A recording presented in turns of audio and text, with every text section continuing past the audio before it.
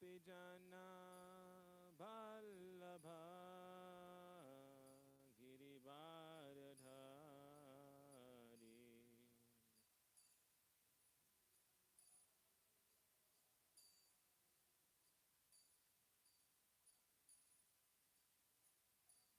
Jaya Gopijana Vallabha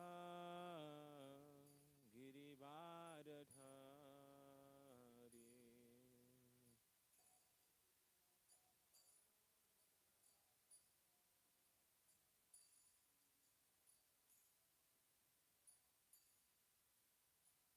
Yashodhanandana Brajajanaranjana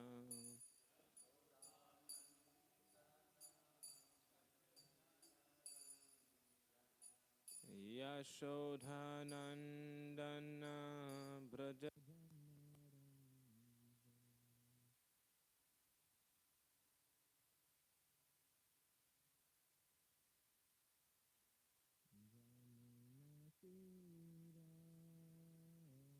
Nachari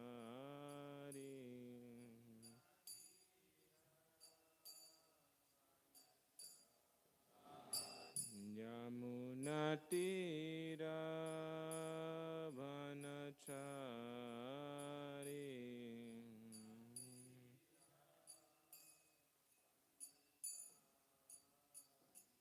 Jaya Radha Madhava Kunja Bihari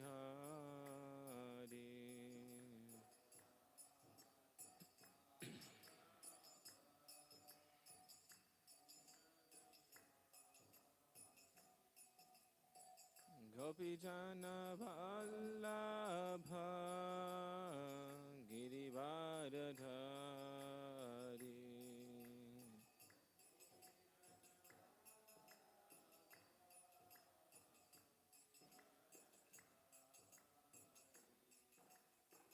Yashodhanandana Brajajanaranjana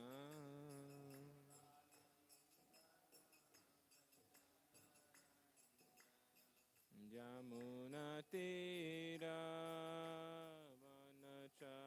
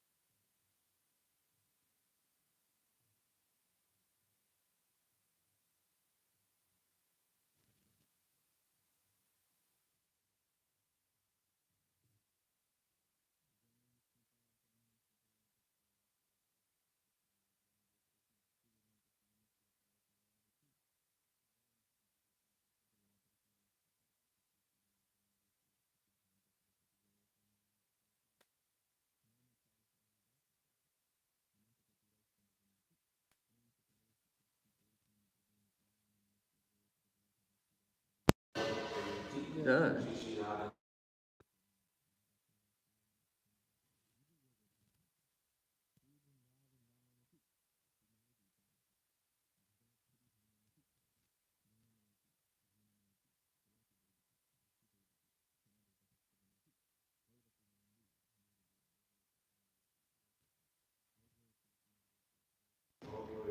The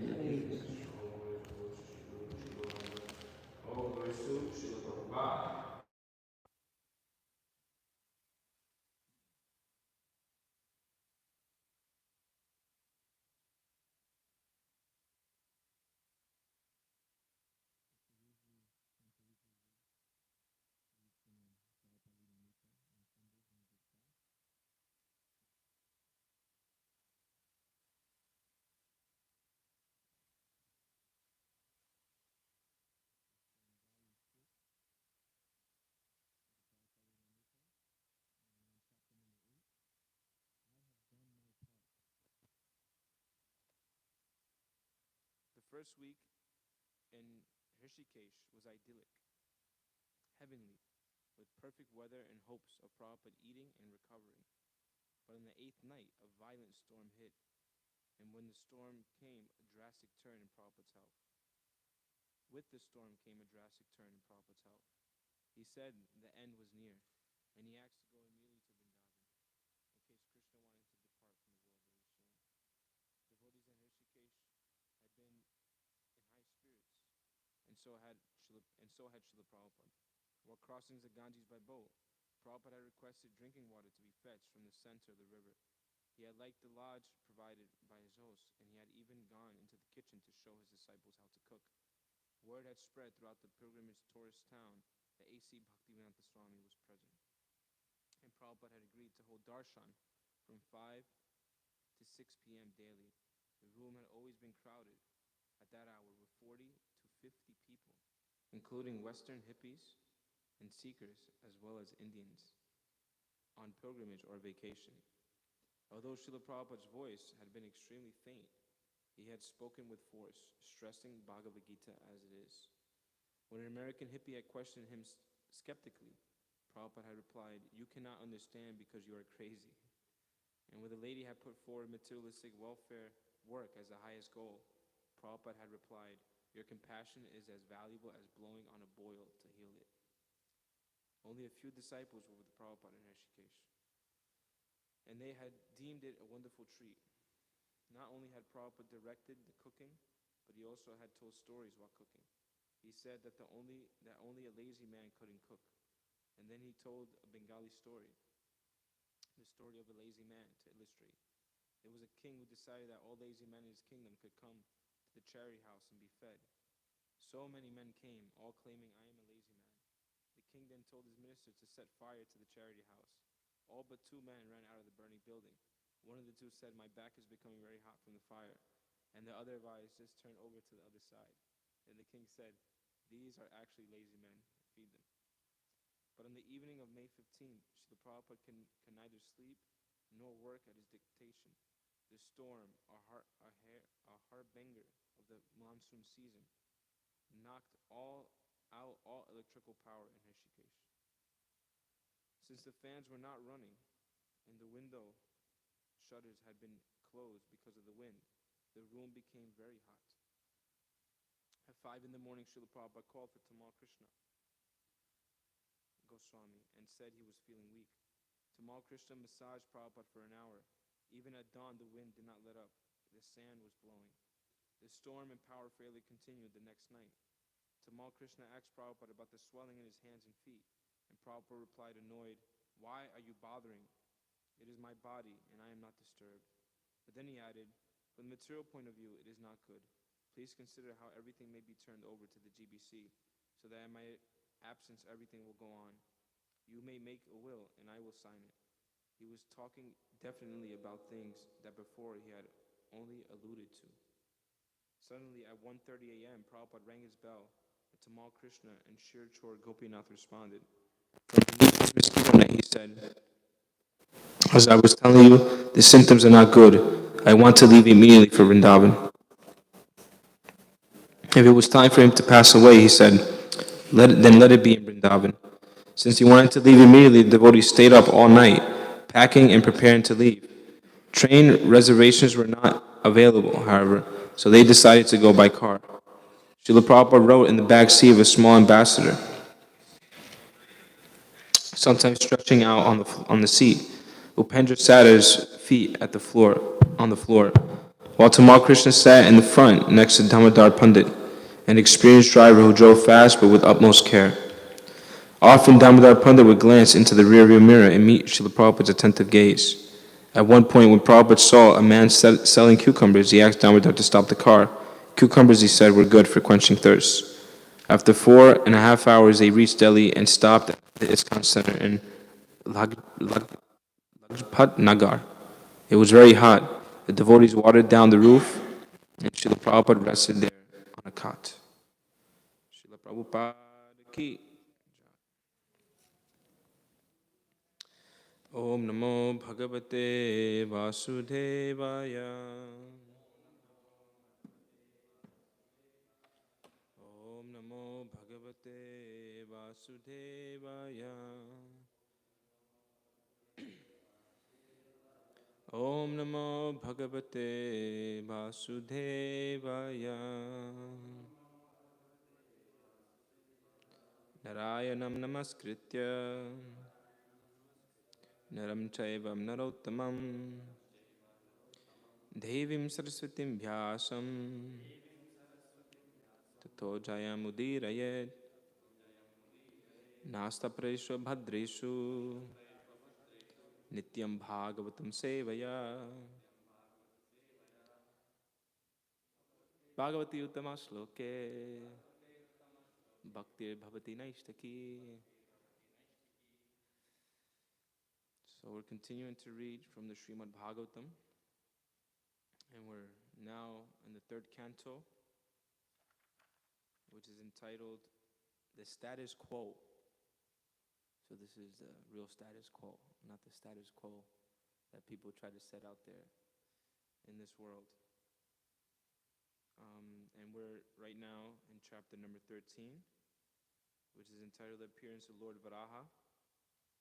And we are today looking at verse number 26.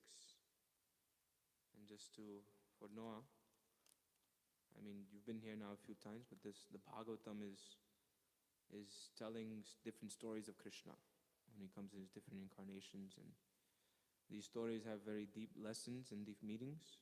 So this is what we do every morning. We read one verse of the Bhagavatam. In this verse I just chanted, Nityam Bhagavata Sevaya.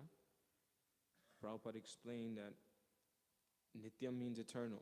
So eternally we're supposed to be glorifying Krishna, hearing about Krishna. But he said the acharyas are very merciful, and they said if we can't do it all the time, at least every day for some time. So that's why Prabhupada instituted that every morning we have a class like this where we can read from the Bhagavatam and discuss one verse.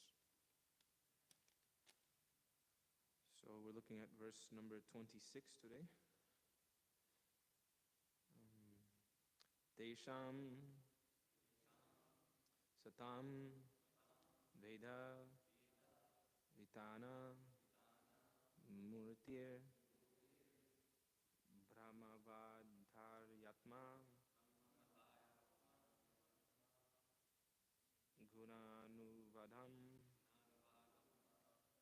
Vinadhya Bhuyo Vibhudhyodhyaya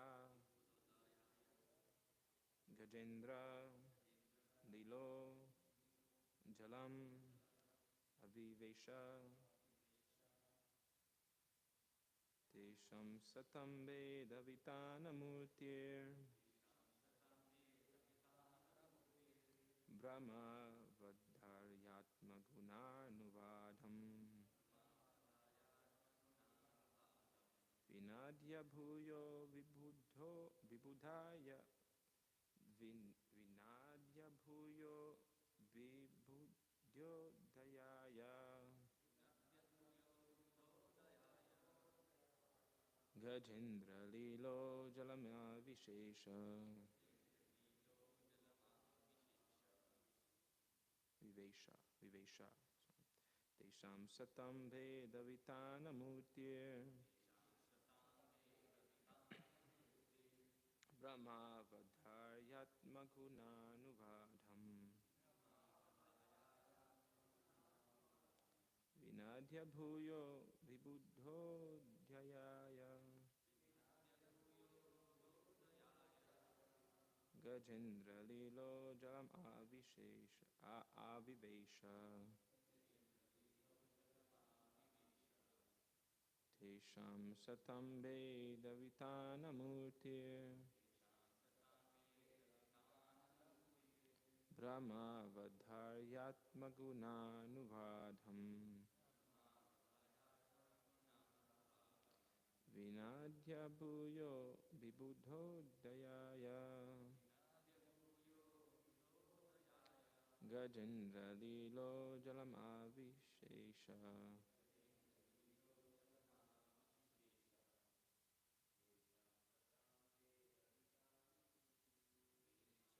Satam Vedavitana Murtir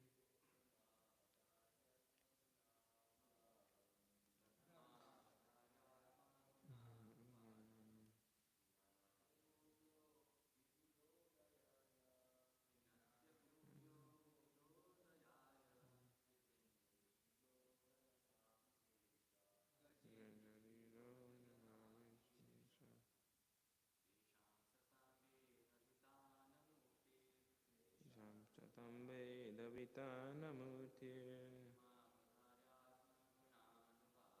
Brahma Vadharyatma Gunanuvadham Vinadya Bhuyo Vibudho Dayaya Jindendra Lilo Jalamasha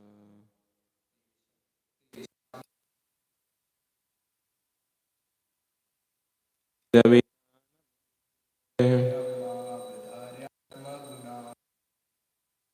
Vadharyatma Gunanuvadham Vinadya Bhuyo Vibudho Dayaya Gajendra Lilo Jalamavishesha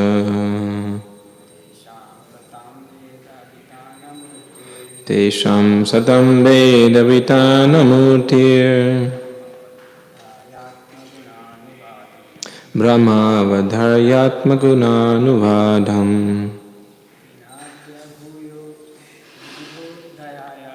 Vidhaya Bhuyo Vibudho Dayaya Gajendra Lilo Jalamavivesha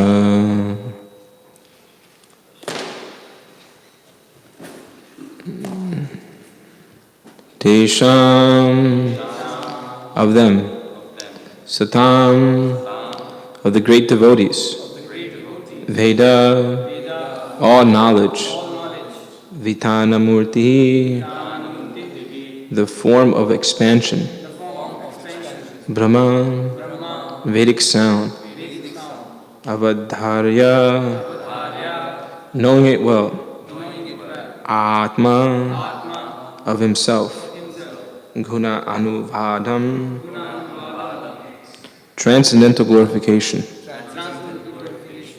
Vinadya resounding Bhuyaha again Vibhuda of the transcendently learned Udhayaya for the elevation or benefit Gajendra Lila playing like an elephant Jalam the water Avivesha entered. Translation and purport by His Divine Grace A.C. Bhaktivedanta Swami Srila Prabhupada Ki Jai. Prabhupada. Translation. Playing like an elephant, he entered into the water after roaring again in reply to the Vedic prayers by the great devotees. The Lord is the object of the Vedic prayers, and thus he understood that the devotees' prayers were meant for him. Purport. The form of the Lord, in any shape, is always transcendental and full of knowledge and mercy. The Lord is the destroyer of all material contamination because his form is personified Vedic knowledge. All the Vedas worship the transcendental form of the Lord. In the Vedic mantras, the devotees request the Lord to remove the glaring effulgence because it covers his real face. That is the version of the Ishopanishad. The Lord has no material form, but his form is always understood in terms of the Vedas. The Vedas are said to be the breath of the Lord, and that breath was inhaled by Brahma, the original student of the Vedas. The breathing from the nostril of Brahma caused an appearance of the Lord Boar, and therefore the boar incarnation of the Lord is the personified Vedas. The glorification of the incarnation by the sages on the higher planets consisted of factual Vedic hymns. Whenever there is glorification of the Lord, it is to be understood that Vedic mantras are being rightly vibrated. The Lord was therefore pleased when such Vedic mantras were chanted, and to encourage his pure devotees, he roared once more and entered the water to rescue the submerged earth. Om Ajnanatimidandasya Gananjana Shalakaya Chachurun Militam Yena Tasmai Shri Gurave Namaha Shri Chaitanya Mano Bhishtam Stapitam Yena Bhutale Swayam Rupa Kadhamayam Dadhati Swapadhantikam Bandeham Shri Guru Shri Yuta Patakamalam Shri Gurun Vaishnavamshcha Shri Rupam Sagrajatam Sahagana Raghunatham Vitam Tam Sajivam Sabetam Sabadutam Parijana Sahitam Krishna Chaitanya Devam Shri Radha Krishna Padhan Sahagana Lalita Shri Vishakan Vitamshcha He Krishna Karuna Sindhu Dinabandha Jagatpate Gopesha Gopika Kanta Radha Kanta Namostate Tapta Kanchana Gaurangi Radhe Vrindavaneshwari Vrishabhanu Suthe Devi Pranamami Hari Priye Vanchakalpatarubhishta Kripa Sindhubhya Evacha Patitanam Pavanebhyo Vaishnavebhyo Namo Namaha Jaya Shri Krishna Chaitanya Prabhu Nityananda Shri Advaita Gadadhara Shri Vasadi Gaura Bhakta Vrinda Hare Krishna Krishna Krishna Hare Hare Hare Rama Rama Rama Hare Hare Mukam karoti vachanam pangunam ghayate girim Yakripat maham bande shigarum dinataranam.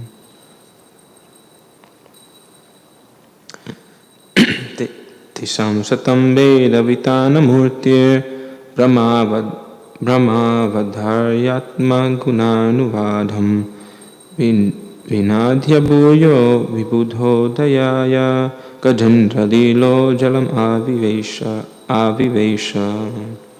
Playing like an elephant, he entered into the water after roaring again in reply to the Vedic prayers by the great devotees. The Lord is the object of the Vedic prayers, and thus he understood that the devotees' prayers were meant for him. So who are we talking about here? We're talking about Lord Varaha. This is one of the incarnations of Krishna, where he comes as a boar. You know what a boar is? No? It's like a wild, like a wild pig with horns. And so Krishna comes in many different forms. And particularly what's going on in this pastime, Krishna has just appeared in this form as Lord Boar. And he's getting ready to save the earth plane. So in the Bhagavatam it's described that there's different planetary systems and there's different planes. So it's not necessarily the earth globe, as we were hearing from Chandrasekhar Maharaj the other day, that the boar is saved, but the whole plane, Bhumandala plane, that the boar incarnation of the Lord came and saved out of the water. So Krishna has many different incarnations. Ramadi Muti Sukalani Amina Tistana Navatar Makaro Bhuvaneshu Kintu Krishna Swayam Samabhavam Paramam Pumbamyo Govindamari Purusham Tamaham Bhajami. So this verse is stated by Lord Brahma in the Brahma Samhita. And it's saying in this verse that Krishna comes in many different forms. But they're all Krishna. Krishna is just taking on different roles. So in this world, we may play different roles. For example, one may be a brother, a cousin, a son, a father, a teacher, all in the same person. So these different roles that are being played by that person are in accordance to relationships that they may have. So Krishna does the same thing also. It's like on Halloween, here in America, I don't know, in so many other places, I don't know, in Bulgaria they celebrate Halloween, or in India. But here in America, they dress up. Someone may dress up as the Hulk or as Spider-Man, and then they take on that character. They think, I am the Hulk, or I have become Spider-Man. But these are just imitation. Krishna actually, when he wants to play a part, he becomes that in full. So here Krishna took the form of a boar. But what's interesting is also that Krishna's forms, the different forms that Krishna takes, are not like forms of this material world. So someone may think, oh, a boar, such a nasty, filthy animal. In India, you can have experience where the pigs, they're wild and they're swimming and they go into the open sewage and they eat all abominable things. So one may think, oh, this is a conception of a pig. So how can this be God? He's coming in the form of a wild pig. How is it possible? But the Brahma Samhita describes Ishvara Parama Krishna Satchidananda Vigraha Anadi Adi Govinda Sarva Karana Karanam Satchidananda Vigraha. So the forms of Krishna are eternal. Chit, they're full of knowledge. Ananda, they're full of bliss. And Vigraha, different forms of Krishna. So the bodies, or when Krishna is manifesting himself, it's of a different quality altogether. So the example that Prabhupada would give very often would be of metal. He said metal is a general term. So you can say form is a general term. But then when you talk about material form or spiritual form, it's like comparing iron to gold. And then here we can see, iron is very different than gold. Iron practically has almost no value, whereas gold is very valuable.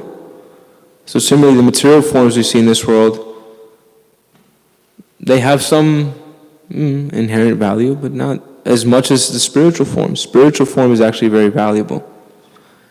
And maybe in a way you can understand, Noah, it's like you're in the clothing industry. So it's like if someone has some fake Louis versus real ones, there's a difference in the quality. There's a difference in the appearance. There's a difference in the, and just the way that product looks, feels, and acts, you can say. So these forms of Krishna are transcendental. They're fully spiritual. And Krishna in these different forms, when he comes and performs these pastimes, he's doing these things for the benefit of his devotees.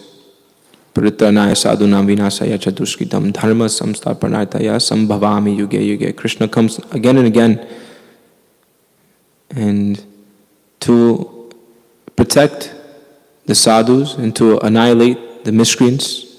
That means to take care of the good people and get rid of the bad people, in layman's terms. And Krishna does this in various ways. In this pastime, he's taking the form of a boar, which is very interesting. The way he appears is also very amazing.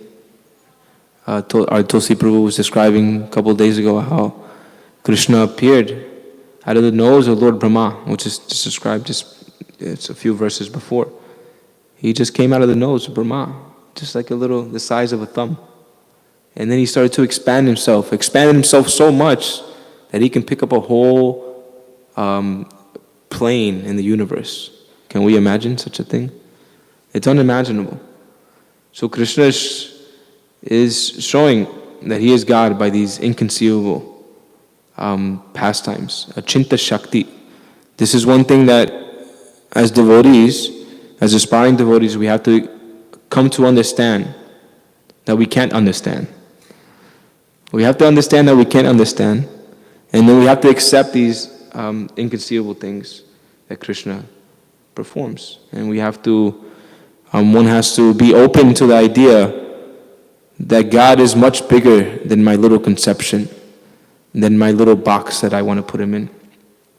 Sometimes we're on the street and we're coming in contact with people of other traditions, other religions, and they start to become antagonistic towards us when they see a form of Krishna, or they see the science of self-realization, they see 4 arms, they say, that can't be God. There's no way that's God. And we can ask them, how do you know?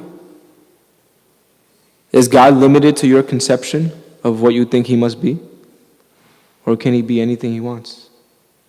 Of course, we have authorized, the Vedas have given authorized forms of Krishna, the way he comes, the way he manifests himself. But ultimately, Krishna can appear any way he wants. And sometimes I just try to boggle their minds a little bit and say, if God wanted to appear right now as an octopus in front of us, he can do that. Can he do that? I'll tell them, can he do that? Do you agree that God is unlimited? And I asked them, do you agree he's unlimited? He can do whatever he wants? Yeah, so why can't he do that? Why can't he appear as an octopus? Why can't he come as this form on the cover of this book? Why can't he be blue? And then just to challenge them a little bit, but mostly now with the Christians especially, I don't even get into it. I just ask them, can you pray for me? And then I encourage them to glorify the Lord in whatever way or form that they're accustomed to. Because also in the Bhagavad Gita, Krishna says that we shouldn't disrupt the faith of those who are on a maybe lower platform of understanding, and just try to encourage them, fan the spark. Srila Prabhupada would do this. He would say sometimes when he was in an assembly where there might be, there was mostly new people when Prabhupada would speak in many places. And he said, we're not concerned with whether you're Hindu or Muslim or Christian or this or that. We just want you to love God. We want you to glorify God. In the science of self-realization, there's that whole section where it's called Understanding Krishna and Christ. And Prabhupada is having a discussion with Father Emmanuel. And he's explaining to him why we chant Krishna's names and why we're always chanting Krishna's name, we're always chanting Hare Krishna. Because we want to develop love for Krishna. We want to glorify Krishna as much as possible. And then Father Emmanuel says, oh yeah, I also chant on my rosary something, my dear Lord Jesus, please protect us. Something like that, along those lines. And Prabhupada said, yes, this is very good. This is very good. Yes, you should do like this. So similarly, I've been, for my limited realization and experience, I've been also recently, when I come in contact with people of other faiths, I just try to encourage them. I say, oh, please pray for me. And I'm sincerely asking. We need all the mercy we can get. At least I need all the mercy I can get. So I sincerely ask them, please pray for me. And they say, okay, what do you want me to pray for? Now usually most people pray for a new BMW or a nice mansion or a new pair of Jordans.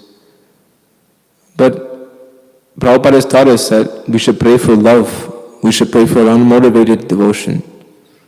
So I throw that in there. I say, please pray for me that I can develop pure love of God in my heart. And that's something everyone will agree with, whether they're Muslim, Christian, Catholic, Jewish, whatever. Pure love of God is something everyone can agree with. So they start, oh, this is very good prayer. And they ask me, what's your name? I said, it's Gopal. So they say, they put, a lot of times the Christians, they put their hand on your shoulder. I don't know exactly what it means, but they start their prayer and they say, my dear Lord, please bless this boy Gopal so that he can glorify you, so that he can have love for you, so that he can convince people about you, so that your mercy will rain down on him. And I'm just like, yes, yes, yes, yes, please, more. So, and Krishna's recognizing that. Because at that point, they're sincerely praying to whatever level they have, whatever qualification they have, and they're trying to pray for someone else. I mean, myself is a useless person, but at least I'm trying to follow Srila Prabhupada. I'm trying to engage in Krishna consciousness. So this is Sukriti for them. This is benefit they're getting. So the Sankirtan movement is meant to expand the ocean of transcendental bliss. And we do this by Sankirtan, Samyak Kirtan. Samyak means complete, Kirtan means glorification of God, of Krishna. So some may not understand why we're chanting Hare Krishna. So then we can try to meet them at their level, try to meet them where they're at, and help them come along the path. Sometimes when I'm distributing Journey of Self-Discovery, I say, yes, we're on a journey, all of us. And we're all meant to help each other along the way. Because our destination is the kingdom of God. And that's the destination. We should have that very clear in our mind. What is the destination? What is the goal? Prema Pumartha Mahan, Sri Chaitanya Mahaprabhu has stated that the ultimate goal of life is to attain pure love of God. So, if someone was to wake us up at 2:13 in the morning, and they're shaking us up in our bed, in our yoga mat, and they say, hey, Lokik, what's the ultimate goal of life? Immediately, is to attain love of God. That should be that fixed in our consciousness, that fixed in our mind. Because then we can start to act in all our activities to achieving that goal. It's like when yesterday we drove to Stuyvesant Falls to celebrate. It was the disciples' meeting of His Holiness Satsrup Maharaj. And so many disciples, many well-wishers gathered there to hear Maharaj speak and hear him glorify his spiritual master, Srila Prabhupada, and dance and chant in front of the deities and take nice prasadam. So we all gathered yesterday. So Stuyvesant Falls is 2.5-hour drives from here. So now, if I didn't have a GPS, and if I didn't put the destination in the GPS, how would we have gotten there? Because I could have started the car, in the van, and just started driving without any goal in mind, without any direction. Now I could have had a full tank of gas, but if I just keep driving, making a left, making a right, making a left, making a right, going straight, make a left, make a right, sooner or later I would run out of gas, and I would just be somewhere. I don't know where, I would be somewhere though. So this is a point, that in spiritual life, and this is an essential point, that we have to know what is the goal, what are we trying to achieve, what are we doing here? Are we just for no reason waking up every day at 4:30 in the morning, coming before Radha Govinda, waving our hands in the air, chanting some Sanskrit mantras, just because we have nothing better to do? No, it's because we want to, this is the directions, the instructions given to us by Srila Prabhupada, by his followers, that we can come closer to this goal of life, attaining pure love of God, through the process of Krishna consciousness that has been given to us, so mercifully bestowed upon us. Because actually, what is my qualification? I have no qualification. But Brahmite Kona, what is it? Bhagyavana Jiva, fortunate soul. I can say I've been fortunate. Guru Krishna Prasade Bhai, Bhagyavana Jiva. Bhakti Lata Bij, yeah. So by their mercy, by the mercy of Guru, by the mercy of Krishna, by the mercy of the Vaishnavas, they've made this available to us. They've made this process of Krishna consciousness available. So then it is on our end, now the ball is in our court. Are we going to take advantage that Sri Chaitanya Mahaprabhu has just come?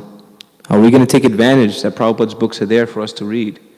Are we going to take advantage that we have these japa beads around our neck and that we can put our hand inside and chant Hare Krishna for at least a couple hours a day? Are we going to take advantage? Or are we going to squander this opportunity? Now we have this human form of life. Labhasudhulabam idam bahusambhavante manusyam artadhamanityam apihatira. Trunamyate tanapatit anumritu yava nishrayasaya visaya kalu sarvatatsya. Labhasudhulabam, which means that it's very rare to achieve this human form of life. Right? We know the Vedas describe 8,400,000 species. So yesterday, our Jimmy he's just departed for Chicago. His flight's at 9 o'clock actually, so we can wish him a safe flight. But he was saying yesterday, he was sitting down, he was trying to chant japa. He said, but many living entities were disturbing him in his attempt to chant concentrated japa. So we've been all those living entities, those birds that might have been bothering him, those squirrels, ants, mosquitoes. Oh, man. When we were mosquitoes, man, people must have hated us, We saw a mosquito in the van on the way home yesterday. It's a mosquito, he's going to try to get one of us. So we've been all these different living entities, cats, dogs, pigs, horses, squirrels, whatever you can think of, you've been that. But now you've come to this human form of life. So you have this opportunity. You can perfect your existence. Perfect the whole point of why we even exist, which is to render loving service unto Krishna. This is the eternal position of the soul. So when we're not doing that, when we're engaged in other activities, we feel some level of dissatisfaction. We feel something is missing, something is lacking. And this is the reason why. The Vedas tell us very clearly. Savai pumsa paro dharmo yatho bhaktir dhoksajeya hitu kirpatiyata yayatma suprasidati. So the topmost dharma, the topmost occupation for all human beings. Sachin, are you a human being? Are you a human being? Yeah? No? You're not a human. Noah's an alien. But even the aliens, we're hearing in this purport, the demigods, even they are glorifying Krishna. Brajman, are you a human being? He left already. Yeah. So yes, so this verse says, Savai pumsa paro dharmo yatho bhakti adhoksaja, that we should render unmotivated, uninterrupted service unto Adhoksaja, Krishna. Yayatma suprasriyate, that this will be the only thing that will fully satisfy the self. And not 1 liter of mango lassi, and not 5 pizzas, not, designer jeans. These things will not fully satisfy us. You can have a closet full of designer jeans. You can drink all the mango lassi that our Jayananda Prabhu will make today. You can eat all the pizzas you want. Actually, maybe in the beginning you'll feel some satisfaction and then you'll feel some stomach ache afterwards. And still, you won't be self-realized. It's prasadam, so of course you come a little closer to self-realization, to Krishna, but still, the point is that the full satisfaction will only come when we have this unmotivated, uninterrupted service to Krishna. And as our dear Tulsi Prabhu was mentioning, that this pure devotion will come when we have pure faith. And this pure faith comes from hearing for those who are pure. So hearing from Srila Prabhupada, hearing from his very dear disciples who have also engaged for decades in the process of Krishna consciousness and who are properly qualified to guide us. So this is the point also, that we have to hear from the proper source. Otherwise the desired result will not come. Like if we have some infection on our foot, we should go to a doctor, and the doctor will give us a prescription. You take such and such, or you put such and such cream or ointment, and this will kill the bacteria, and then you'll be okay. But if I just go to Joe Schmo on the street, and I say, Mr. Joe Schmo, I have a cut on my leg, how should I fix this? He says, no problem here, just rub some of this dirt, and pour a little this beer I'm drinking on the cut, and you'll be okay. And then next thing you know, your leg is affected, and they have to cut it off because you haven't properly taken care of it. So this is a similar thing, in the sense that we go to someone who's qualified to give us the instructions. And the qualifications of one who is advanced in Krishna consciousness are there. Stita Dhir Muni is described how does he walk, how does he act, how does he talk. Prabhupada once was asked by a disciple, Prabhupada, how do I know one who is most attracted to Krishna? Someone who's really attracted to Krishna. And Prabhupada said, you will know by his speech. You will know who is most attracted to Krishna by who is glorifying Krishna the most, who is talking about Krishna, who is chanting Krishna's names. So we can examine. We have a right, actually. It's our duty to use our intelligence in our progressive spiritual advancement. That we should look, we should see, we should examine. Is this person a qualified person to lead me? But not that we challengingly examine, but we should examine. Srila Sanatana Goswami in the Hari Bhakti Vilas states that even before a guru accepts a disciple and the disciple accepts the guru formally, there should be an examination period of at least 1 year. What are we seeing? Okay, is he acting according to the scriptures? Is he actually giving the knowledge as it's being presented? And the guru also looks at the disciple. Is he someone who's going to follow? Is he actually properly engaged in service? Is he honest? Is he sincere? So this examination period should be there. Because in this we can come to the proper conclusion that whether this person is qualified or not. We shouldn't just blindly accept things. No, but one should use their intelligence, which has also been given by Krishna. And then Krishna tells us the best use of that intelligence.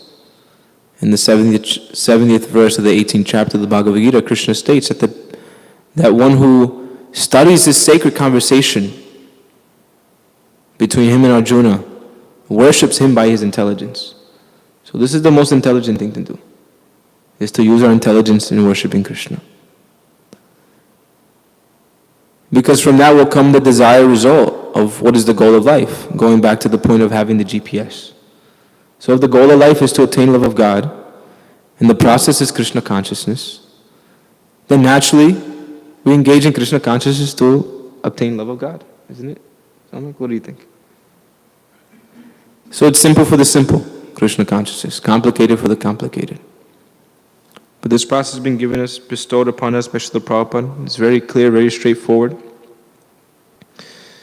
And one should remain humble and always looking out how we can increase, how we can engage more sincerely in our practice of Krishna consciousness. In this particular verse, we hear how the demigods, and Prabhupada is describing how they were glorifying the Lord by Vedic mantras. So this is the whole point of the Vedas also. Sarvasa chaham ridisana visto matasmiti jnanam aponaham cha vedesha chave aham eva vedyo vedanta krit veda eva chaham. Krishna states in the Bhagavad Gita 15th chapter, 15th verse, that He is in the heart of everyone. So this is the point on Sankirtan also. We should understand Krishna is in the heart of this person I'm approaching. And I've been getting this realization, this verse, Tarnarapi suniche na tarorapi sahishnuna amani na manadina kirtaniya sadahari, when applied to book distribution. In this context, when Mahaprabhu stated it, he said, then you're able to chant the holy names of the Lord constantly. If you're more talented than a tree, more humble than a blade of grass, and ready to offer respects unto others. Now he said this verse specifically in regards to chanting, because kirtaniya sadahari. But also we can apply that to book distribution, we can apply that to preaching. That unless we're ready to offer respect to others, unless we're trying to be more humble than a blade of grass, more talented than a tree, then we won't be able to do that activity of preaching, of Sankirtan, of book distribution constantly. We won't be able to do that activity constantly because our ego will get in the way. We'll think, if we're condescending, if we think we're better than the other person, they'll feel that. And they won't want to hear from us. And they won't be interested in what we have to tell them. So we should really cultivate this attitude, this mood of utter humility, of being the servant of the servant of the servant. Because that's all we're doing. Srila Prabhupada, when asked, Prabhupada, are you the guru of the whole world? Prabhupada humbly bowed his head, put his hands up, and no, I'm just a servant of the whole world. So this is his qualification, to be our leader, to be someone that we can fully surrender to, knowing that he has no other motive other than to benefit us. He does not want to exploit us. He does not want to use us. He just wants to guide us for our benefit.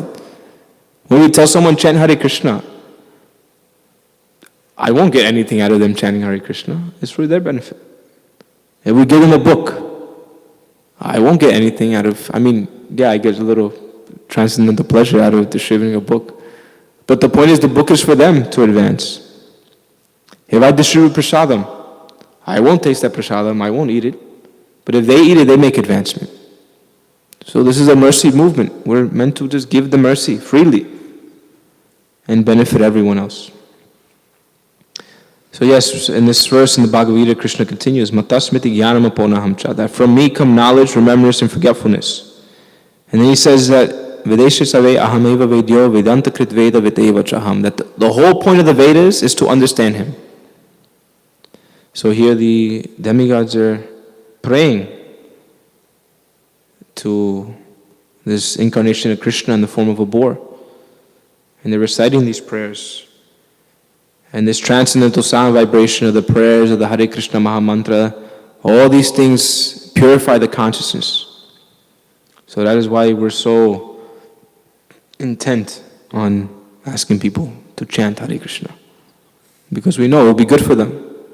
We're so intent on having people read these books of Srila Prabhupada. Because we know this transcendental vibration will benefit them. We know it will purify their hearts. We know it will give them an opportunity for a better destination, a better place after this miserable, this material world is pretty miserable. After this miserable place, we give them an opportunity. We give them the golden ticket. This is actually the plane. This is the ticket to Vaikuntha here. So when we're giving out books, Bhagavad Gita, Srimad Bhagavatam, the different books, we should see it like that this is their airplane ticket to Goloka Vrindavan. And I can try to give it to these people. And it's amazing because they only have to give a few dollars. And then they can have the airplane ticket to Goloka. It's amazing, huh? What do you think, Sachin? Amazing, huh? It's great. And we have so many opportunity here, especially in New York City. The whole world is coming here. Prabhupada has stated, I don't know, maybe Prabhupada stated this, sometimes I get mixed up, but lazy intelligence. Lazy intelligence, we can sit right here in New York City, and the whole world comes to us. Can you imagine? You can preach to every country of the world just here in New York City. Just walk outside our door, and you can count probably 10 people from 10 different countries walking by right now. Where else do you have such an opportunity? So we have an opportunity. This New York City, this project that we have here, can take unlimited amount of expansion, unlimited amount of different ideas and ways and methods to bring people to Krishna. The core of that being chanting Hare Krishna, taking Krishna Prasadam, and reading the books. So these three things.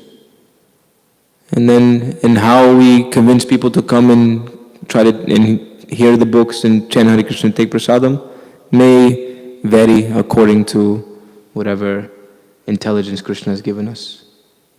But the main thing should be there. Harinam, book distribution, Prasadam distribution. And that should go on, regardless of whatever other programs we may be thinking about or trying to do. And in this way, we can give people the opportunity to again become fortunate. We can give everyone the opportunity to become Bhagyavana Jiva, fortunate soul, by taking this opportunity to go out with this knowledge that has been given to us has been bestowed upon us. It's like the Guru Parampara is like a relay race. And they've given us the baton. Now the baton is being passed from Srila Prabhupada to his disciples, from his disciples to the grand disciples. So all of us now will be given that baton. The baton will be handed to us. And are we ready? Are you ready to take on the baton, to take on the responsibility to give Krishna consciousness to others? If it's been given to you, then you are responsible to give it to others as well. It's a responsibility that we have. So don't be a miser. Be a Mahatma. Be a great soul. And share this knowledge with others. Yeah. So please pray for me that I can continue on in my Krishna consciousness. My main service is book distribution. And I encourage others to also please take a part in this book distribution, Harinam and Prasadam distribution, and you'll see. You'll become very joyful in doing it. Pratyaksha Bhagavam Davyam Susukham Kartumavyayam. You have practical experience. All of you have experience, I'm sure. Otherwise, why would you be sitting here 8 o'clock in the morning hearing this frog on the Vyasa-san speak from the Bhagavatam? So, thank you all very much for your kind attention. We're already starting to lament that our Tosi Prabhu will be leaving us in Pandava for just a short time. And the scope of eternal time is just a little fragment of a second. So if anybody has any comments or questions, we can have a few minutes for that.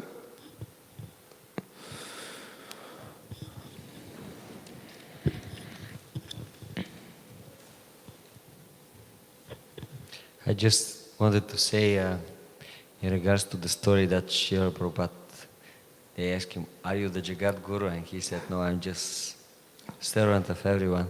There is another time where they asked Srila Prabhupada the same thing, and he said, yes. So apparently the acharyas, they are answering the questions according to time, place and circumstance. And I also like very much the point that you were saying that to spread the mercy, it's our responsibility in a sense that someone else make the endeavors to spread the mercy, and that's why now we are here. So now we have some responsibility towards this person. This is Srila Prabhupada, but not only Srila Prabhupada, his representatives, all of them. We have this responsibility. Even Noah, even he has responsibility. Although he likes to relax very much, but human life means responsibility. We gotta do something. Something. Thank you, Prabhu, for sharing that. Yeah, Srila Prabhupada is very bold also, of course, because he was the Acharya. So sometimes he was very heavy and direct to people. Sometimes I was just thinking this one example. I think he was in London, and the reporter was asking, so have you seen God? And Prabhupada said, yes, you have not? You can't see Him? And then Prabhupada said, it's because you don't want to see Him. That's why you can't see Him. And then the reporter was like, you're right. I don't want to see Him. So Prabhupada sometimes is also... Prabhuji, you gave the analogy of destination, GPS, going back to Godhead as our destination and Krishna consciousness is our GPS. But how to avoid those diversions that might come along the way? Because even after we know so much about the philosophy, distractions just come to our way. And at least me, I'm not that much... I don't have that much conviction. I don't know why, but still, even though I don't work on it voluntarily, but in subtle way, I think about it, or I spend a lot of time thinking, analyzing, and again realizing. So how to avoid those diversions? They'll be there. They'll be there. So the point is to have the destination very fixed, and then when you make a wrong turn, recalculating, right? That this GPS does. You may miss a turn, you make a left instead of a right, and then it'll just say recalculating. Next turn, make a right. So this is the point of us having mentors, having good association. Yes, we may slip up. Of course, I'm not perfect. I'm not a pure devotee. I've made mistakes, and I will probably make more mistakes in the future. But the point is that we have to have the destination fixed. Because if the destination is fixed, even if, we come to the road, and guess what? The road is under construction. What to do? Now it says detour, make a left. So then you have to make a left, and you actually have to go all the way around, and this way, and then you find your path. But have guidance, and stick to it. This is what, it's a similar point to what you're saying, but I was just thinking about this verse from the Srimad Bhagavatam, 10th canto, 14th chapter, verse number 8, where Lord Brahma is praying, Lord Brahma's prayers, and he's saying to Krishna that, I'll see whatever is coming to me as a result of my previous karma, but I'll continue to engage in your service. So the point is to continue on. However bad we may fall, however terrible mistake we may do, apiche sudaracharo bhajate ma mananya bhak, right? What's the first line of the verse? Sudaracharo bhajate ma mananya bhak sadhu eva samantavya samyavavhito. That was the first line. So, that if he's properly situated in his determination to engage in Krishna consciousness, then we still consider him a sadhu. We don't consider them a sadhu if they give up the process altogether. But whatever may happen, we're in Kali Yuga. Our senses are weak, our mind is weak. No, our senses are strong actually. Senses are very strong, but mind is very weak. Intelligence is very weak. Determination is very weak. But we get an association, sadhu sangha, and those that are very strong. And by their association, by working together in cooperation, then we can traverse, even if we make a wrong turn. You have Arjunananda telling you, hey, Lokik, you should have made a left, Baba, come on. And make a right on the next block. So like that, always have mentors, guidance, and always check in with them. Rupa Goswami mentions the 6 loving exchanges.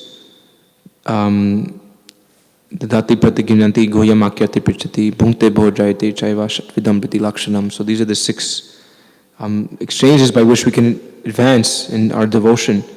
So this goyamakyati prichati, Prabhupada states in that purport that a senior devotee speaks and a junior devotee listens, or also revealing one's mind in confidence and having one's mind revealed to one confidentially. So we should have mentors, we should have seniors that we can go to and just be like, this is who I am. This is the stuff I got in there coming out. And then understand, they have our best interests at heart. So even if we're messing up, royally messing up, they'll tell us, okay, you do this, or try this, or do like this. And then we should be ready to accept that guidance and then act on it. Because this is the way we come closer to Krishna, because we should see them as Krishna representative also. And they're trying to help us become Krishna conscious. Like that. Is that okay? Okay. Hare Krishna. Sachin. Tell me, Prabhu. Sachin is my senior. And somehow I don't know how he's asking me a question. No, I like very much many points actually. One thing you said about nothing can satisfy us except the love of Krishna. Mm. So you gave the example of when you can drink lassi. So I was listening Radhasham Prabhu, he was mentioning that we say that, oh, I'm satisfied after, but actually we are not satisfied, we are saturated. We are and again tomorrow when lassi will come, I'll drink. Another 1 liter tomorrow. Yeah. And very nice, thank you. Try. Okay, shall we end here? Oh, 2 more points. Okay. Elena first. I just wanted to say quickly, since we're talking so much about GPS today, do you know what the abbreviation stands for? It stands for Global Positioning System, no? Guru Parampara System. Oh, that's our GPS. Very good. Yeah. Actually, one time Devamrita Swami, we asked Maharaj actually, what is Vedic technology? What is Vedic technology? And Devarmita Maharaj answered, Guru Parampara is Vedic technology. This is all this knowledge, all this information has been coming down through the Guru Parampara. So yeah, thank you. Guru Parampara system. That's nice. GPS. Can you mention also the other Maha Mantra that Vaisheshika Prabhu is giving for fast advancement in Krishna consciousness? The special Maha Mantra. The Shrivi books, the Shrivi books, the Shrivi books. This one, but he's giving one other one. I live to be. I live to be corrected, yes. So this is an important point to keep in mind. I live to be corrected. So sometimes because of our ego, we may think, I got it all figured out. No one has to tell me what to do. Like yesterday, my ego became a little puffed up. And Jimmy, he was putting one box into the van, and it was full of paintings. And he mentioned a few times that the box underneath, it was open from the bottom when he put it in the van. So he said, be careful when you pull it out, otherwise the paintings will fall out. And I said, yes, Jimmy, we know, we heard you already, you said it. We already understand. We'll figure, whoever takes it out will know. We'll figure it out when they pull the box. So of course, as fate will have it, I was the one that pulled that box. And the paintings fell on my foot. So at that time, my ego was a little bruised. Of course, I was thinking, I should have just, I should have been more cautious when I grabbed this box. Jimmy was saying already. And so, like that, there's a way that Krishna will arrange for us to be